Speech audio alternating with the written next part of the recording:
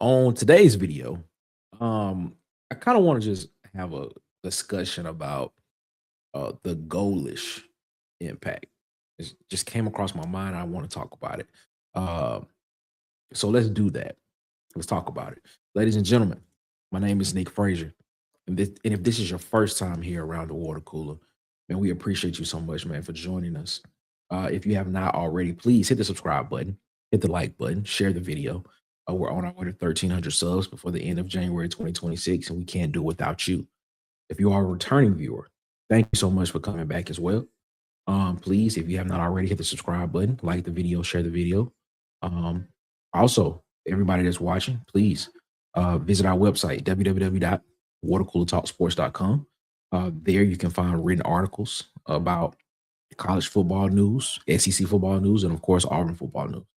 So please visit the website, tell us what you think, check it out, share the articles as well if you don't mind. Let's get into the topic. Last night on Sundays we do a show on Auburn Addicts TV with my guy DC Wolf. So make sure y'all go and subscribe to DC Wolf's channel, Auburn_Addicts TV. And after we got off the show last night, I was making an argument yesterday about, how we as a fan base, we've been kind of, I don't want to say conditioned, but I'm going to say it conditioned to look at the star rating of players or what has been kind of presented to us as the best of the best, and how because guys haven't played in a specific league, it can't translate right away because they haven't played against that. And I was making an argument that I don't agree with that necessarily, because I believe every single incident and every single situation is different. Now, granted, there are players who have succeeded by moving from what's considered to be a lower level or stage level of competition and have succeeded. The Diego Pavias of the world, the Joey Aguilars of the world. Those are just recent memory guys. There have been guys that have moved from the group of 6, group of 5 level, and have moved up to the rankings and have not succeeded, and have not done well. There's also been guys that have been rated as highly rated star guys coming out of high school, and did not fare well in the P4 level as well. So there is a case by case basis for this. But when we look at it from what's happening with Auburn football right now, and there seems to be a lack of what some Auburn fans are saying are highly rated, star-studded type guys, of what I'm seeing on Twitter and and all types of things, and what you just read about and hear about.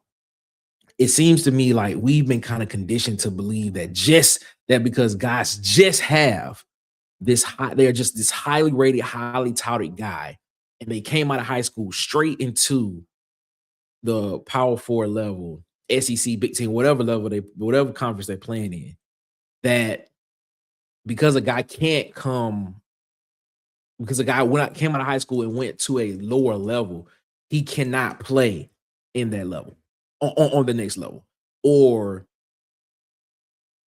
we have to see it to believe it. I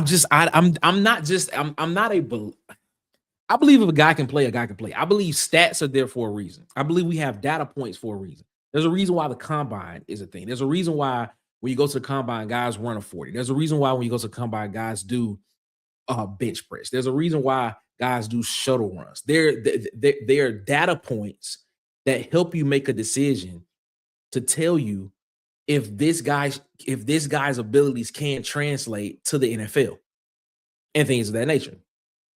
And I always made the argument that the NFL is littered with a lot of 3-star guys. They're 4-star. They were highly rated 4-star and 5-star guys that played in the NFL. I'm not discounting that, but there are a lot of 3-star guys that were diamonds in the rough that are playing in the NFL now and contributing to football teams, and have won many games, major games, as a matter of fact. So I quickly want to go through what it is that I think the Golesh effect of how we have to kind of change perception of what we are about to get accustomed to at Auburn.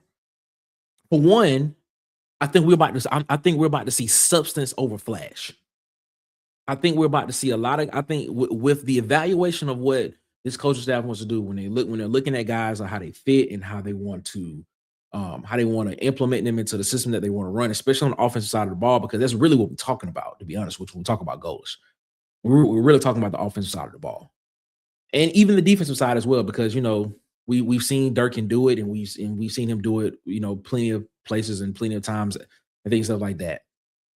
We've seen Golesh do it as well on this level as well. But when we talk about substance over flash, I think you're going to start seeing a lot of guys that are not highly rated guys, or you're not going to see a lot of rooms that are going to be filled with a lot of highly rated guys. First of all, because of the NIL and transfer portal era, it's just not going to happen anymore. That talent is going to be dispersed across the landscape of college football.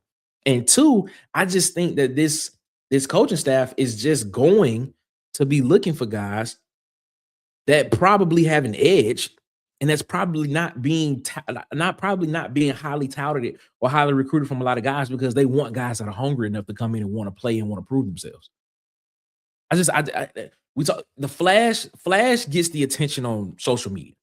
The flash, the 5-star, highly rated 4-star guy, they get the attention on social media. But the substance is what's going to win games on the football field in October, November, December, and January, when you're trying to play for college, when you're trying to play for national championships. So I just believe that we're not going to see a lot of flash. You're going to get some highly rated guys, but it's not going to be just a litter of guys that were just 5-star, 4-star guys that we previously saw with other staff.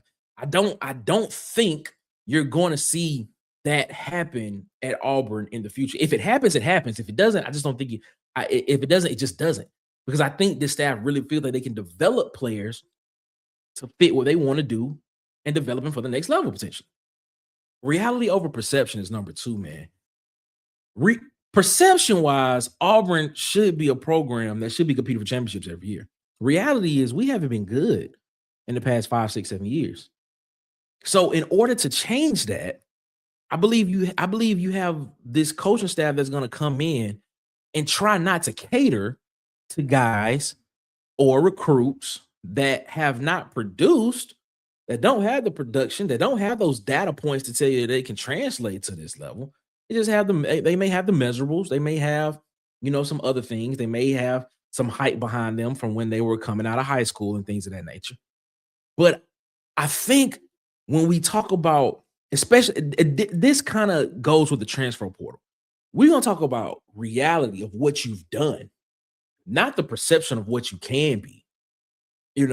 There is the perception there has to be a little bit of that in there as well. But a lot of it those data points have to tell me, like, look, this is what it's telling me. I mean, I understand what what the perception and what the potential is telling us sometimes, but these data points right here telling us, man, you are hitting those, you are that, or you just ain't coming up, you just ain't hitting it. You just ain't hitting the level of the standard of what we want to be to, man. Perception is what people tweet as well, man. Perception is what people tweet as well. Reality is what shows up on the field that want to win in October, November, December, and January when you're trying to compete for championships.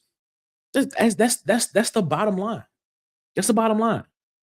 I was asked the question last night on the show, like, would I rather have a guy that has played on the level of the SEC Big Ten, or a guy that has played in the Group of 5 but hasn't played on that level consistently?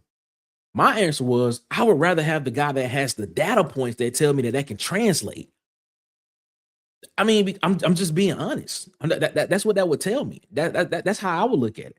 I would look at the film first, and then I'll look at the data points. And if those data points tell me that I feel like the measurables fit what I'm seeing on tape fits, if it fits within where we think he can go, yes, I will play him. I will bring him up and play him. I believe that. And I believe that's what this staff is doing. I just I just think we're gonna have to get deprogrammed from the fact of looking at a recruiting service and a recruiting service telling us this guy is a 4 or 5 star guy. Because we had one of those guys that was a 5 star plus guy coming out of high school that last year at quarterback, and it did not pan out well. I was one of the ones that thought with a new scenery and a new look on everything, he would come in and shine because we were told he was a 5 star plus guy. It just did not hit. That light didn't click on yet. Maybe but then there are other guys who are 5 star guys that do come in and they hit and they take off and they do what they got to do. A lot of those guys on defense as well too sometimes. But then there are also guys that were not highly rated guys out of high school that have a dog mentality, that are hungry enough, that want to come in and play football. And they step up a level. And because they still have that hunger to prove themselves, they play just as well. They play just as good. It's talent is cool. Let's just be real. Talent is cool. I think there's a saying, well, hard work beats talent when talent doesn't want to work hard. I believe in that. I'm not the most talented dude at nothing, but I am willing to outwork people. And that hard work most of the time will be able to put you in situations to where the dude that's just a talented person may not get that opportunity. So I believe in the hard work part. I believe in actually being able to potentially want to work hard and be able to earn where you're trying to get to and be able to do what you got to do. I believe that's what this Auburn football program is about to be. I think we just have to deprogram our minds from not looking at the stars and the status and everything and start looking at guys that they are bringing in and where they are trying to get to and what they're trying to build. And I'm gonna say this again. I'm not saying that they're not gonna go out and get those guys that are 4 star, highly rated 4 star, and highly rated 5 star guys, but do believe that an evaluation is going to be done on those guys from this staff to determine if that is warranted for them to come play on this football team. So, Auburn fans, man, I believe we are in for a rude awakening of what we've been talking about for the longest, of what we want this Auburn football program to be. And it feels like, as I stated in the video before, the grown-ups in the room, and it feels like we're about to see that come to fruition in the next couple of years. Maybe not even this year. Maybe this year. Who knows?